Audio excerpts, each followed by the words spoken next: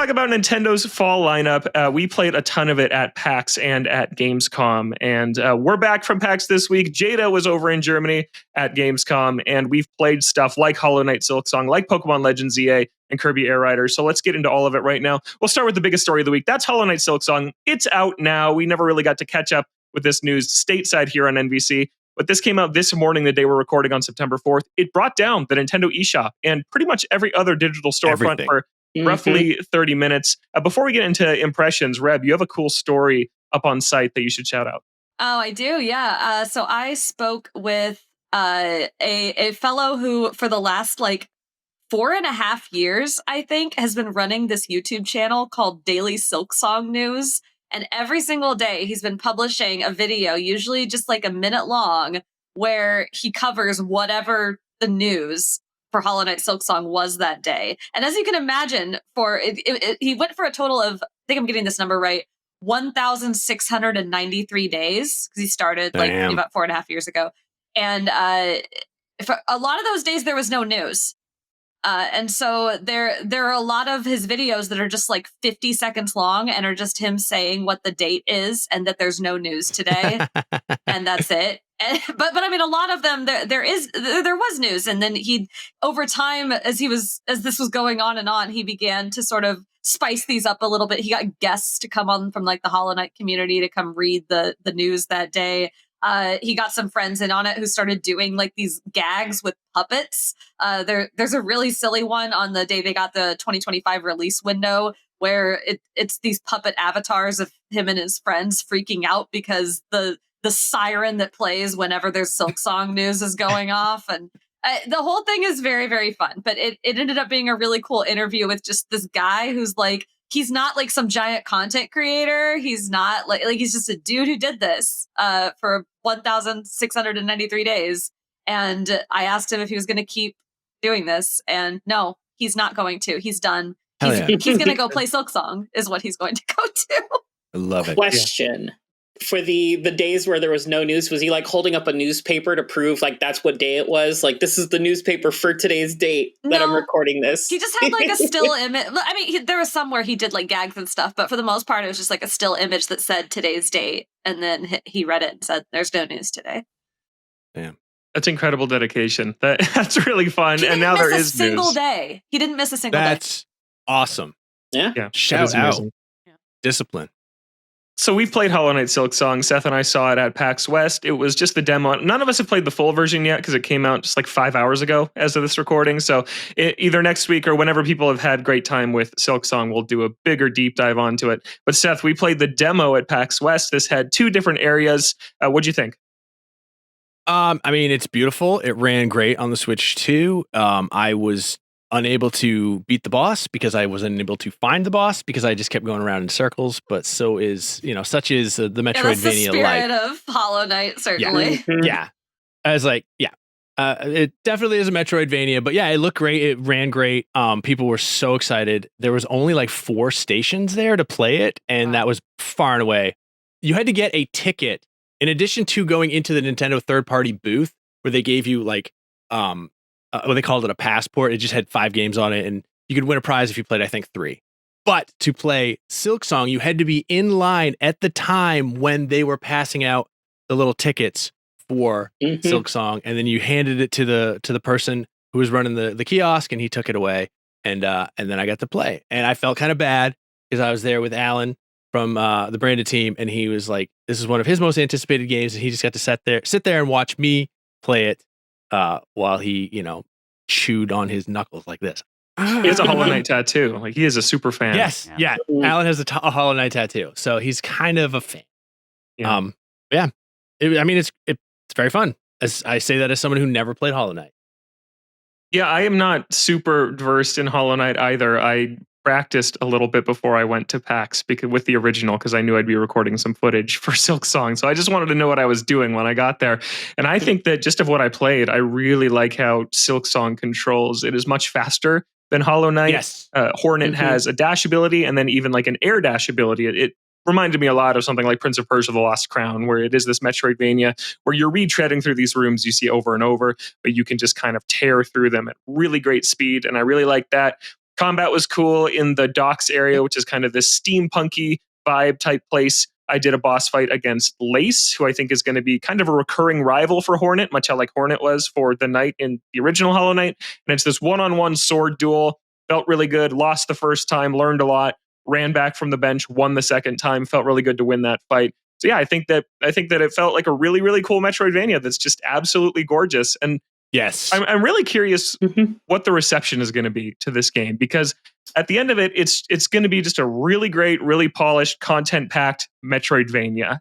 But it's been built up to be, I think, something a lot more than that. So, Rev, what do you think people are going to like? Are you worried that people have overhyped this too much and that it's going to be kind of negative here in the next few days? Okay. I think it depends on what community you end up looking into. I think I was a little concerned that a lot of the Silksong community was just thriving off the hype and was less interested in the game itself. But just sort of based on everything that happened today with all the storefronts breaking and the concurrent players, and even just the way the community is talking about it, that was an unfounded fear. People are absolutely going to play this game. Yeah. I think that by and large, the Hollow Knight community is probably going to be quite happy with it. I mean, Team Cherry has been heads down for what is it, like 6-7 years now, basically, polishing this to a fine sheen. And I was thinking about this because, we have these thoughts about like sequels and what do they really need to be. And, as Nintendo fans, we're sort of spoiled on some of the sequels we get. I mean, look at Tears of the Kingdom and what that was compared to Breath of the Wild. Like, what a feat. But for the most part, when we play sequels, what we expect is like a new story and a lot of the same stuff from the previous one, but better and improved upon. And everything we've seen of Silksong indicates that that's exactly what it's going to be. And if you loved Hollow Knight, it seems, again, I haven't played it yet. I haven't even played any demos, but it seems very much like this is for people who want more Hollow Knight. And that honestly sounds really great to me. So I think that all the people who have kept those expectations in check are going to be, and I do think that's most people, are going to be very, very happy. Because Hollow Knight was really an incredible game. It's just really ridiculously good. I do think there is probably going to be, there's always like sort of this critical backlash that comes back around where people sort of start writing think pieces like, oh, was Hollow Knight actually that good to begin with and stuff. I think we're kind of already seeing a little bit of that, but it wasn't. Whoa. Do you not like Hollow Knight? I'm kind of astonished. Hollow Knight is very fine. It's very middle of the pack for me for Metroidvanias. Wow. I think it has gorgeous art design. The music is great. I just really didn't care for their style of exploration. I felt like, and I felt like the way the rewards were doled out in the first one just was never rewarding enough for me. I felt like I got to way more dead ends or got like a chest with money or currency or whatever, instead of like an actual like good power up or something that was of use. So that's probably just my experience. And like, I'm at the 100% completion. Only thing I have left is the DLC, the Pinnacle of the Gods or whatever, 112%. And I just like, I've been trying to make it through. I tried to make it through that when I played through it, but I kept like dying on the like second to last or the last boss, because it's like a gauntlet of bosses, Mega Man style. So like, I was really excited for that because I love that in my games. But it just everything about Hollow Knight just really didn't do it for me. So am I the only Hollow Knight super fan on this podcast then? Yes, I believe so. Wow, okay. I was not expecting that. Yeah, no, I've really tried, and I love Metroidvanias, but for me, it's kind of the Souls nature of it, where it is the checkpoints are only the benches, and sometimes you die to a really tough boss, and man, you have to walk a long ways back. And then the map system too, being like, you have to equip these 3 things just to see where your character is on the map. It's just those little things, which I respect its design and what it's doing. It's just not necessarily my favorite approach. Exactly. Like, I would never say that Hollow Knight is a bad game by any means. It's a great game, but not my cup of tea. And see, I am a really big fan of the sort of slow approach, which I believe Hollow Knight is. It reminds me of Dark Souls 1, where every time you're just sort of poking into an area just bit by bit. Like, I love playing Souls-like games that like encourage you to play sort of cautiously. The ultra hard boss fights are fun, and I actually didn't do a lot of the DLC because ultra hard boss fights are kind of whatever to me, but I love the exploration. I love not having a map. I love standing on the edge of something and looking down and going, oh crap, I'm gonna drop down here and it's gonna be bad, isn't it? and not knowing what's down there.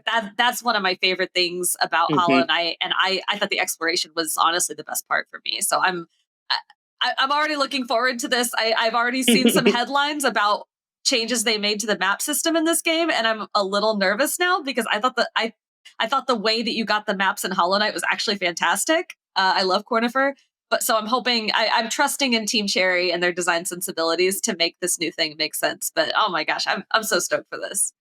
No, yeah, I'm happy that you're excited for it because I like I said, I like the combat. I thought that combat was my favorite part. Feels really good. It does feel really good with the parries and stuff like that. But it just I don't know, the exploration, like I said before, like I felt like I wasn't being rewarded with the things I wanted as I was exploring. And like, yes, that's part of Metroidvanias. They dole them out as you're like designed, but I felt like I just ran into too many like end of corridors that were just chests that just didn't have the value I was looking for. I'll say, look out, everybody, because when I first played Hollow Knight years and years ago, I was one of those people who was like, I will never learn to parry in a video game. I will never learn to parry. I will only dodge. I will dodge all day. I remember those conversations. I built a build around dodging, and I got through Hollow Knight just fine with it. Look out, world, because I have now played 9 Souls, and 9 Souls made me learn how to parry. So, Silksong, awesome. You're in trouble. I can parry now. Very cool. Did you like 9 Souls or Hollow Knight better, Reb? I think I liked Hollow Knight better in totality because of the exploration component. Like, I don't think 9 Souls' exploration was quite as good. However, Hollow Knight did not make me see God in the same way that the final fight in 9 Souls did. Like, I think I achieved a new level of consciousness fighting Agong. So, I'm hopeful that I will, now that I have like achieved some sort of weird enlightenment from doing that and doing that fight like as perfectly as I possibly could, I will have a more interesting time with the ultra hard bosses that I'm sure are hidden in Silksong somewhere. 9 Souls was good. Play 9 Souls when you're done with Silksong. I'm very happy for all the Hollow Knight Silksong fans out there that they get to play finally this weekend, but I'm even happier that finally we can watch Nintendo Directs without that being something we have to talk about every single time. Or literally any video game content that is put out. I guarantee you people are going to be in the chat about Silksong DLC or some crap. You know. It won't be the same like elephant in the room every time we sit down to record. Like, oh, still wasn't here. Like, it's done. We'll get in the chat. We'll get the Silksong Game of the Year. Silksong Game of the Year. It's going to be, that's what's going to flood the chat. I hope it's really good. I'll talk about it later when we get to what we're playing, but never played Hollow Knight until last night. Ooh. So I have things to say about that. But let's just talk about it now while we're talking Hollow Knight. Hear these thoughts. Well, okay. I mean, I missed it. I never played it, and the hype got away from me to where I was like, I don't think I'm going to like this. And I take that back to like, I didn't think Gone Home was a bad game by any means. I thought it was a very interesting game, but after hearing everyone talk about how it was like this unbelievable like experience that changed how they thought about video games, I was like, holy cow, let me get into this. And I played it and I was like Jada, I was like, oh, this is fine. Like, I like that they did something different, but that's how I feel about Star Wars. Well, there's only 2 good Star Wars movies. Which ones? They were made in the 80s. 4 and 5? In the 70s, it's obviously 2 and 3. Sorry, I didn't mean to derail us. I didn't mean to take us there. Great. I love The Last Jedi. I mean, Duel of Fates is probably the best Star Wars song ever. Oh, for sure. Yeah. But it's in, you know what? This isn't a Star Wars podcast. Where was I going? Hollow Knight. Oh, yeah. Hollow Knight. So I kind of avoided it because I was worried it was going to be like a case like that. I was like, okay. Actually, no, I could tie this back to Star Wars. Same with Last Jedi. I don't think that Last Jedi was a 10 by any means, but the difference is I thought Gone Home was fine. I thought Last Jedi was really stupid. But Hollow Knight, so far, I played for like 2.5, maybe 3 hours last night, not expecting to, and really liking it. I'm playing it on Switch. It's $15 at the eShop. It's not on sale or anything. It's beautiful. It plays great. It runs wonderfully. It's fast. It's fluid. I don't necessarily like when I have gotten like 500 geodes or whatever they're called, and then I die very, very, very far away, and then I can't go and get it back from my ghost. But, I'll get used to that as I get better at the game. Here's something that's kind of weird. I have this problem, and this is probably only me. playing it on the Nintendo Switch 2 Pro controller, which I still maintain is the best controller of all time. However, when I'm facing in a direction and I let go, it snaps a little bit too far. So my little Hollow Knight guy turns the other direction. So I end up using my blast in the wrong direction because it's weird. I don't know what's happening there. So I've actually been playing with the D-pad because the D-pad is flawless. But yeah, I'm really liking it and I'm looking forward to like just playing it now and then seeing what all the Silk and not having to wait for Silksong. That's what's great. If I like it, oh my God, I could just go right to the next one. It'll be perfect. I'm interested to hear more of your thoughts as you play more of it, since you said you only play a couple hours, because it's a really, really big game. And yeah. Well, guess who's got tomorrow off? Oh my gosh. Next Friday. Wow. Congratulations. Thank you. That's called going to Seattle and working all weekend. I'm off the whole next week to do a bunch of life stuff, but every single evening, I'm just so stoked to boot up Silksong after a long day of crap. Oh, video games are life. I love video games, man. Dude, they're great. Yeah, they're cool. You know, Seth, you've inspired me. I'm gonna. You want to do like a Hollow Knight book club? No, you inspired me. I'm going to take tomorrow off too. Incredible. My boss is off. My boss is off. He's traveling for stuff, so I'm going to take tomorrow off too. I'm inspired. We're all taking tomorrow off. NVC listeners, everybody, tomorrow off. Yep, I would love to. I wish I could. Let's talk about that's Hollow Knight. We'll talk more about it in the coming weeks. Tom Marks is working on the review for IGN. We didn't get early access. That is true. Team Cherry did not send it out early to anyone. So Tom's plowing through it. We'll have him on NVC in the coming weeks to talk a lot more about Silksong. He's playing the Wii U version, weirdly enough.